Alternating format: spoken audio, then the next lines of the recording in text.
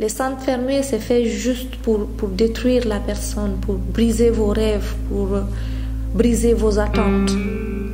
Et là, on le ressent à chaque fois qu'on doit se lever le matin, voir tout le monde aller travailler, par exemple, et que toi, tu es là, immobile. Tu ne sers à rien. Et voilà, tu arrives à te dire, mais effectivement, est-ce que je vaux quelque chose? Est-ce que je suis un être humain?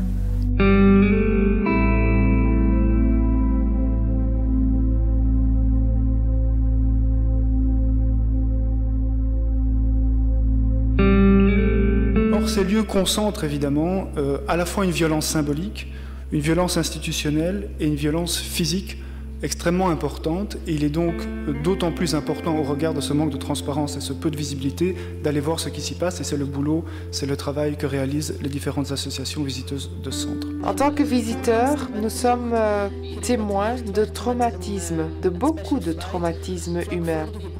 Même si la personne accepte son rapatriement, elle souhaite quand même partir au plus vite, ou alors elle est libérée avec un permis de séjour, mais de toute façon, ça laisse des cicatrices. Tous les détenus trouvent qu'être enfermés, c'est quelque chose de très humiliant. J'insisterai sur le fait, ce qui n'a absolument pas changé, c'est que l'enfermement fait mal, et fait mal dès la première heure. Il fait mal non seulement aux personnes qui sont détenues, mais à leurs proches. Si j'insiste sur cet élément, c'est parce qu'aujourd'hui, énormément de détenus en centre fermé ont des proches en Belgique, des membres de leur famille, qui sont indirectement aussi atteints par la détention de ces personnes. Ce qu'on constate de plus en plus, ce sont ce que la Ligue des droits de l'homme, le CIRE, appelle des rafles, c'est-à-dire des listes de noms qui sont données par le CEFOR à la police et des gens qu'on vient chercher chez eux à la maison.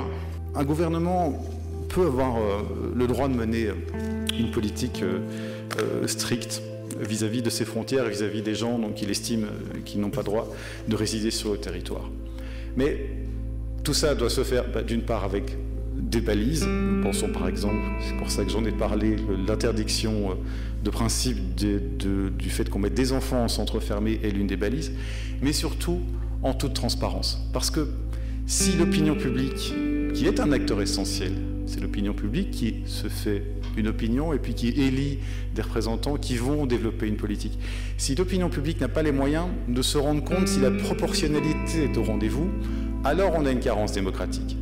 Des enquêtes ont déjà démontré que même pour une très courte durée, une détention, peu importe si les conditions sont humaines, eh bien toute détention a un impact important sur la santé, sur le développement et l'évolution des enfants. Comme député écologiste qui suit les questions d'asile ici à la Chambre, ce n'est pas comme ça qu'on a l'habitude d'entendre parler d'asile, de centres fermés, de demandeurs d'asile, de réfugiés ou simplement d'étrangers.